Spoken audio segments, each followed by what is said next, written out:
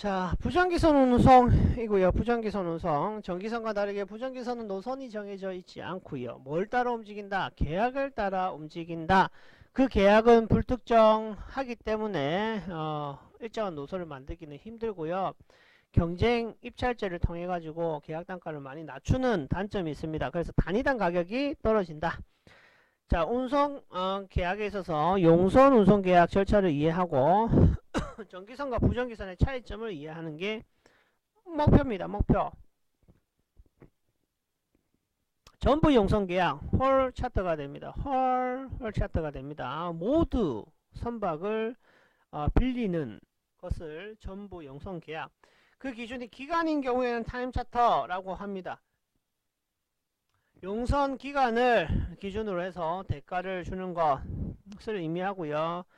여기서 중요한 부분이 있습니다. 선박에 필요한 모든 용구를 비치하고 선원까지 승선시킨 다음에 내양성을 갖춘 선박을 빌려주는 겁니다. 다시 이야기해서 선원은 선사에서 제공한다는 말이에요. 무슨 말인지 알겠죠? 하지만 나용선과 같이 선박만 용선하는 계약도 있습니다. 자, 선주는요. 선주는 선용품 수리비, 직접비와 보험료, 금리 등 간접비를 부담을 하고, 용선자는 뭐 부담해요? 용선자는 요거 체크해야 되겠네요. 연료비, 항구세 등의 운항비를 부담하는 제도. 그걸 뭐라 한다? 뭐라 한다? 그죠? 타임 차터라고 합니다. 자, 그리고요. 주로 운임과 용선비의 차익을 노리는 전문 해운업자가 많이 이용을 하더라. 자, 보야지 차터, 트립 차터가 있습니다. 보이즈 차터 같은 경우는요. 보야지 합니다. 뭐 현장에서는 보이즈가 맞죠. 보이즈 차터 같은 경우에는요. 편도 운항을 이야기하고, 트립은 왕복입니다. 왕복. 자, 그래서 한 방향으로 움직이는 운항을 의미한다. 그래서 보야지는 편도, 트립은 왕복이라고 보시면 됩니다.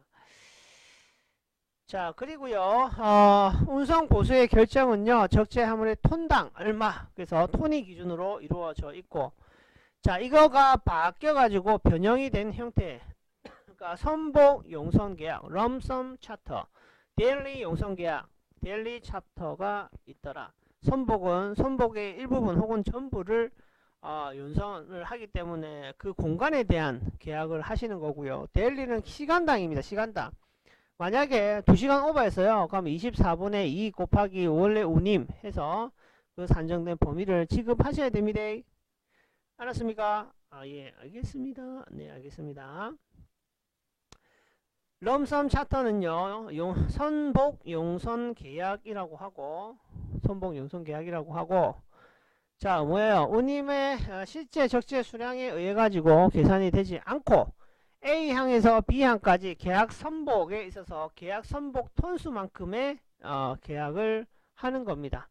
자, 실제 적재 용선에는 관계없는 계약을 의미하고, 그 선복만 채우고 내가 운항할 수 있는 그런 경우의 계약이다. 그래서 선복 운임을 적용을 받는다. 럼섬 프레이트를 적용을 받게 됩니다. 데일리 차터는 기간이고 24시간을 기준으로 하고, 시간이 2시간 오버되면 3시간 오버되면 24분의 3 곱하기 요일을 곱하시면 되겠습니다. 자, 시험은 뭐가 제일 나온다? 잘 나온다. 나용선, 야가 잘 나온다. 나용선은 다 알아야 된다. 비엘보트 차트를 하고, 그죠? 선박만 빌리는 경우가 여기에 해당이 된다. 자, 이 경우에는요, 용선을 하는 용선자가 선박 위에 모든 걸 확보할 수 있다고 보는 겁니다. 해상 운수업에 있어서 화물도 확보가 되고, 사람도 재원도 확보가 되고, 다 되는 사람이 뭐예요? 이 세팅을 한 이후에 다른 사람에게 재용선하는 경우에 많이 사용이 돼요. 그래서 제3국의 재용선 서브차트를 통해 가지고 운송하는 경우도 많다라는 것을 알 수가 있습니다. 자, 나용선은 선박만이다. 나용선은 선박만. 머리에 필히 담아 두시기 바랍니다.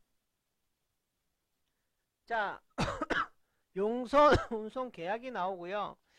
용선 운송 계약은 인콰이를 통해 가지고 선박 운항업자까지 업자끼리 폼오퍼와 카운오퍼를 통해서 나중에 확정적인 오퍼가 완성이 되면 억셉턴스 수락을 하게 되고, 이 수락은 용선 계약의 성립을 의미합니다.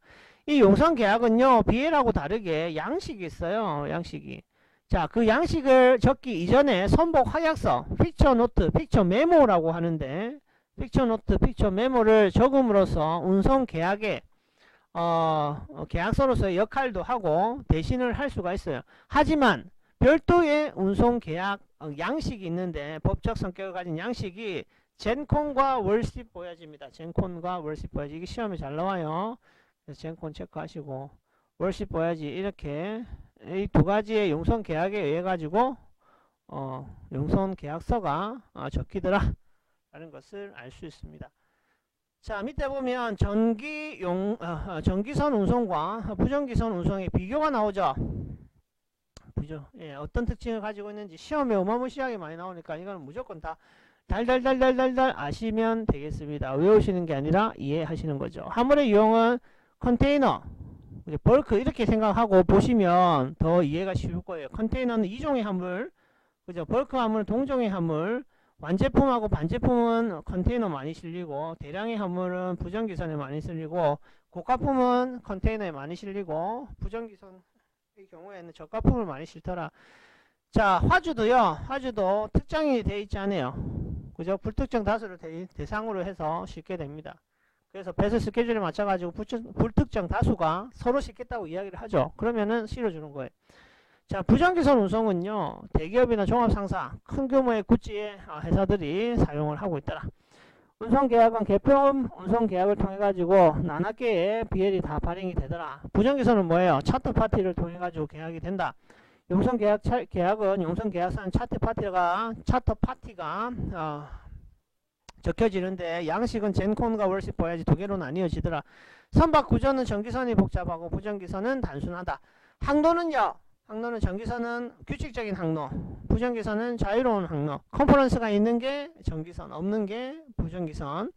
자율적인 경쟁 제한을 하는 것이 전기선이고요. 노선의 확보를 위해서 컨퍼런스에서 타리프를 가지고 있다 라고 이야기를 드렸습니다. 완전 경쟁에 가까운 게 부전기선. 그래서 입찰제를 이용해서 운임을 산정한다. 자, 해상 운임은 타리프 따라가는 게 전기선, 부전기선에 비해서 높아요. 부전기선은 별도의 운임표가 없고 선박 구조와 있어서 아주 수요와 공급이 원활히 이루어지는 형태의 탄력적 경쟁을 이루기 때문에 운임이 저렴하게 된다 라고 이야기를 몇 번이나 드렸습니다. 부전기선 운임이고요. 어드밴스 프라이스, 프리페이드 프라이스입니다. 선지급 운임. 자, 선지급 운임은요, 운송을 하기 이전에 보수를 지급을 끝나는 상태를 의미합니다. 그래서 운임이 선지급하는 경우에는 선박의 항해 중에 파손 또는 침몰로 화물이 멸실되어 가지고 목적 항까지 이를 수송하지 못하는 경우에 화주가 운임을 반환을 받을 수 있는 것이 특징입니다. 선지급이기 때문에. 럼섬 프라이스는 총괄 운임이고요. 몽땅 얼마 상관없고 개수, 중량, 용적 관계없어요. 선박 크기 그 몽땅 얼마야? 그게 럼섬 프라이스 총괄 운임입니다. 비율 운임은요, 프로레이트 프라이스입니다. 간 거리만큼이에요. 내가 만약에 호주에 물건을 보내려고 하는데 홍콩을 거쳐 가야 되는데 홍콩으로 가다 도중에 배가 퍼졌어요. 그러면은 우리는 홍콩까지의 운임을 A사에게 먼저 지급하고, 그리고 달라진 B사는 별도의 운임 산정을 통해 가지고 우리한테 운임을 적용을 하게 되는 거죠. 무슨 말인지 알겠죠? 네, 간 거리만큼 받는 운임을 프로레이트 프라이스라고 합니다. 자, 공적 운임 있고요. 공적 운임은 부적 운임, 부적 운임과 공적 운임은 같은 말이다. 데드 프라이스는 데드 스페이스가 나와야 되겠다. 포워더가 한 컨테이너를 다 채우지 못하고 20% 채우고 80% 남았을 때 남은 부분을 돈을 디시받지 못함으로써 내는 것, 실제 적재하지 못함으로써 내는 것을 데드 플레이트, 데드 플레이트라는 단어는 데드 스페이스라는 단어와 같이 사용이 되고 있습니다. 감사합니다.